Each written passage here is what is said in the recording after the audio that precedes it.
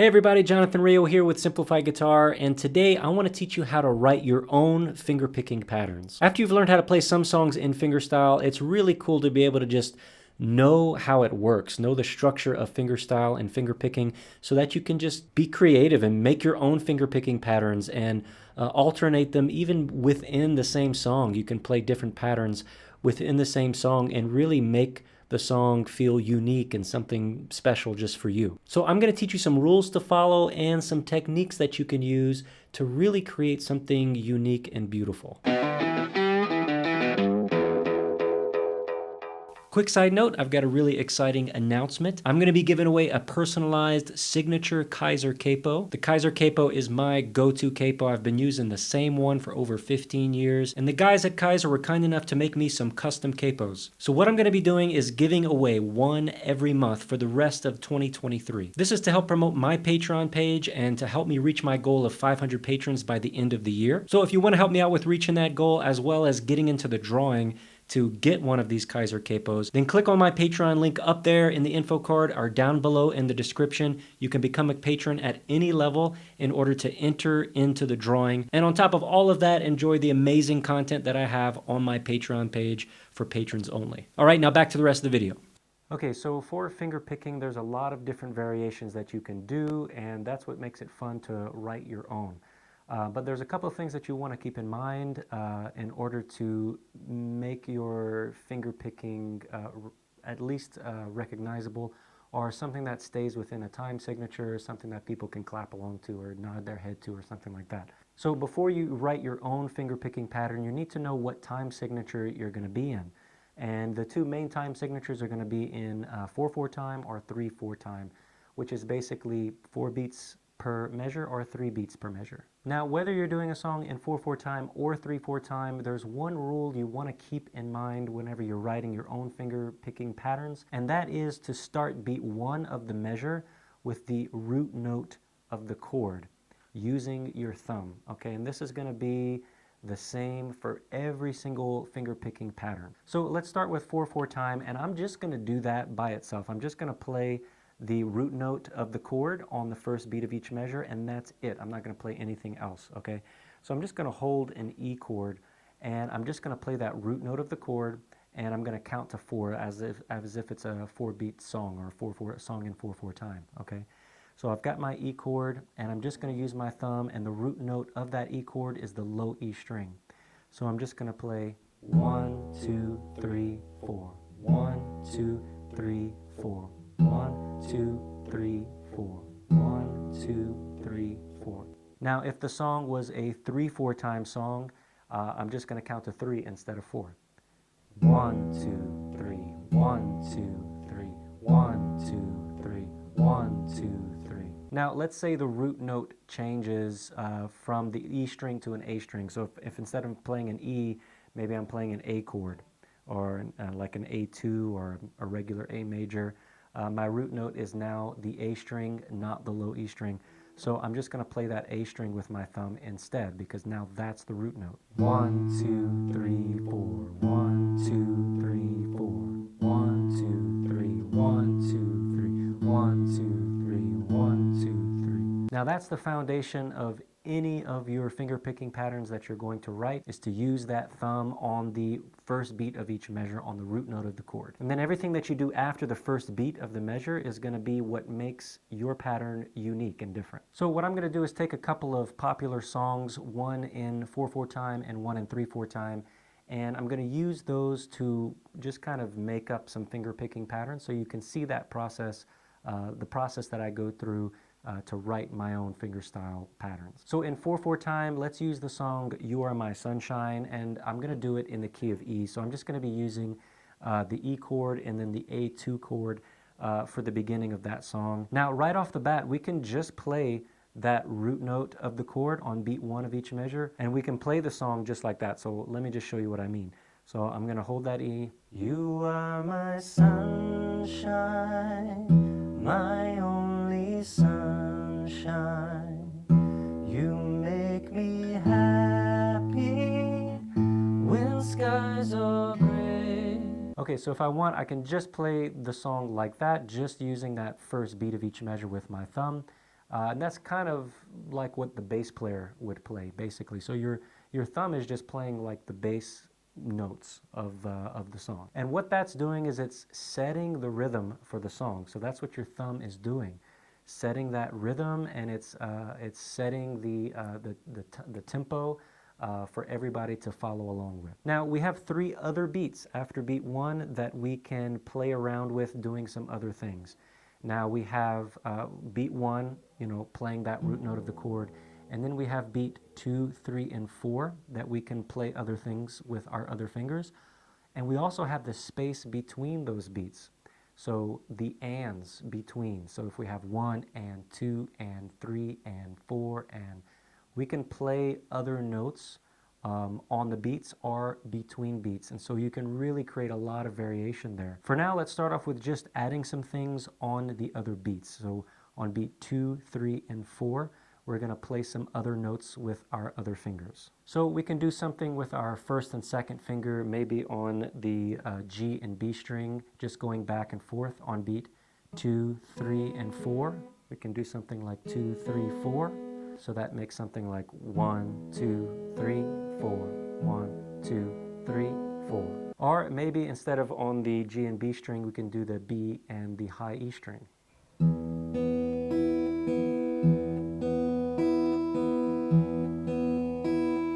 What you want to avoid doing is playing anything on the A string. If the low E string is the root note of the chord you're playing, you don't want to play that and then play the A string right after it.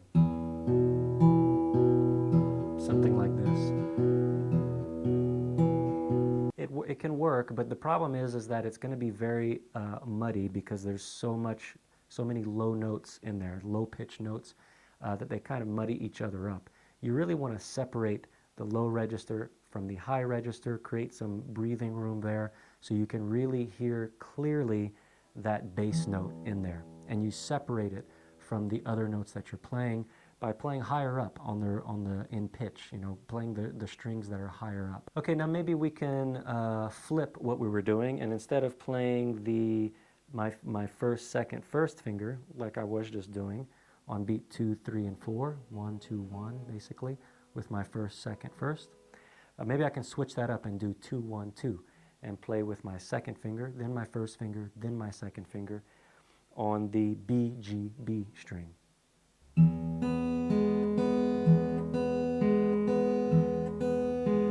Something else you can do is do a walk up. So maybe we can do from the G, B, and E string. So I can do my first, second, third finger, or I can play that same progression G, B, E with my first, second, first finger. Okay, but I'm just kind of creating like a walk, slowly getting up in pitch.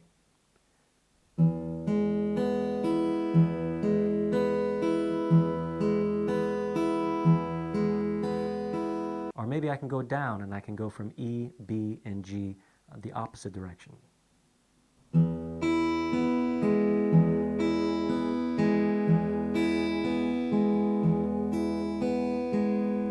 Something else you could do is eliminate some beats. So even though we're going to be keeping on the same time signature and the same tempo, but I can just leave silence for some of the beats. So for instance, maybe we can just eliminate beat 2, and I can play still that root note on beat 1 of the measure. Don't play anything for beat 2, and then for beat 3 and 4, I can play something, maybe the B and G string with my second, first finger. 1, 2, 3, 4. 1, 2, 3, 4. 1, 2, 3, 4. 1, 2, 3, 4. Let's try eliminating beat 3 instead of beat 2. 1, 2, 3, 4. 1, 2, 3, 4.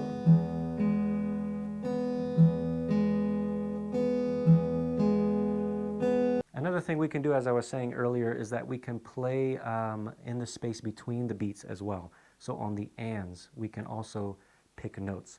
So right off the bat, let's go ahead and just play all of the spaces in between. Okay, so we're going to do beat 1, and then we're going to do 2 and 3 and 4 and. So all of those notes we're going to be picking, and let's just do still what we were doing earlier with our second and first finger on the B and G string, and we're just going to go back and forth between those two. 1 and 2 and 3 and 4 and 1 and 2 and 3 and 4 and...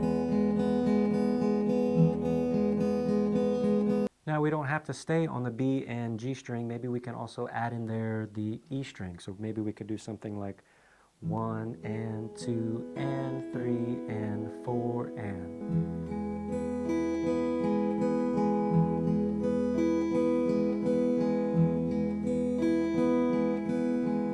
Another thing we can do if we are using our thumb on the beats, so for instance, beat 1, obviously we're going to be playing that root note, but then beat 2, we can play our thumb again, let's say on the D string. So 2, 3, and 4, we can play our thumb on that D string. And that frees up our fingers, our other fingers, to play in between those beats. Okay, so we have 1, 2, 3, 4, 1 and 2 and 3 and 4 and 1 and 2 and 3 and 4 and...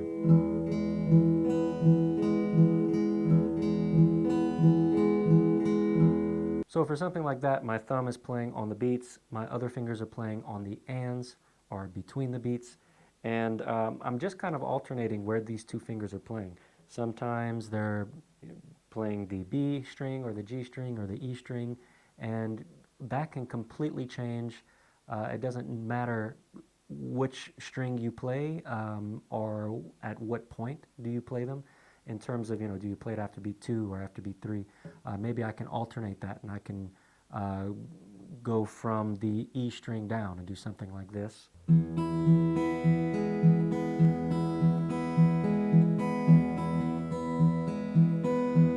Or I can go up, and I can start with the G and then go to B and E string.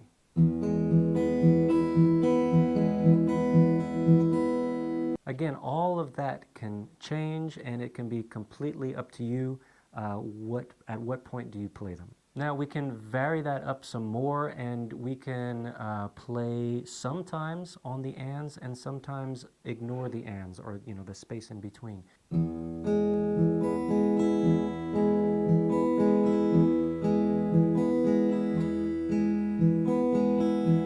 Now we can also double up, so if we're going to be playing that thumb on the beats, on every beat, 1, 2, 3, and 4, our other fingers are in between, we can also throw in some of these other fingers on the beat as well, so that we're playing our thumb and one of these fingers at the same time. So we're getting 2 strings at once. 1 and 2 and 3 and 4 and 1 and 2 and 3 and 4 and...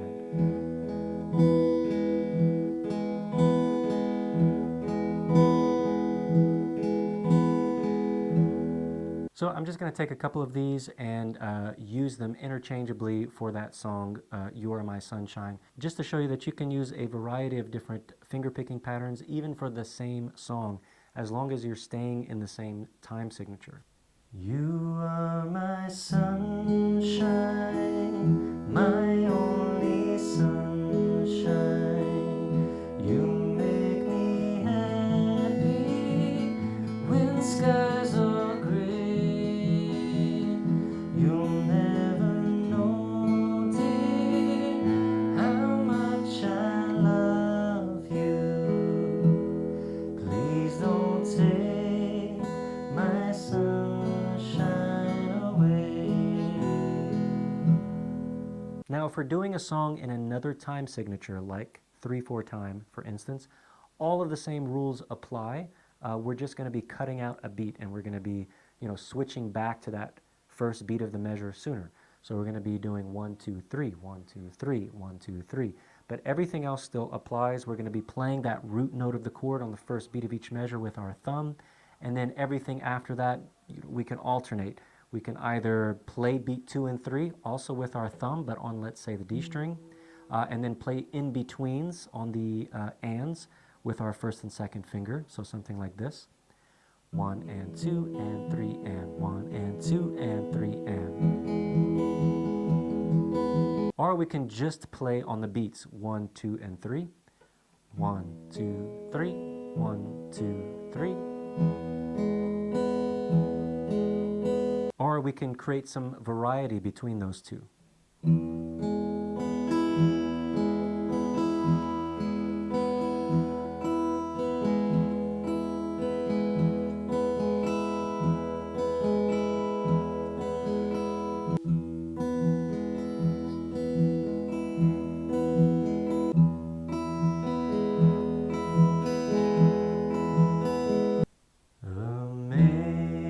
Amazing grace, how sweet the sound that saved a wretch like me. I once was lost, but now I'm found. Was blind, but now I see. So as you can see, there is an endless combination of variety that you can use to create your own finger-picking patterns. So to start with, I would take a song that you like and that you are already comfortable with, maybe strumming along to. And first you need to know what time signature it's in, and then you begin to play around with creating these different finger-picking patterns, keeping those rules in place though, with your thumb on the first beat of each measure on that root note, and then alternating your other fingers either on the beats or between the beats or a combination of those. So I've put together a cheat sheet of all of the rules and techniques that I went over with you today. You can get that printed out and keep it next to you while you're writing your own finger picking patterns so that you can use it as a guide and to keep you on track. If you want to get that cheat sheet, you can click on the Patreon link right up there in the info card or down below in the description. All right, I look forward to seeing you in the next video. Take care.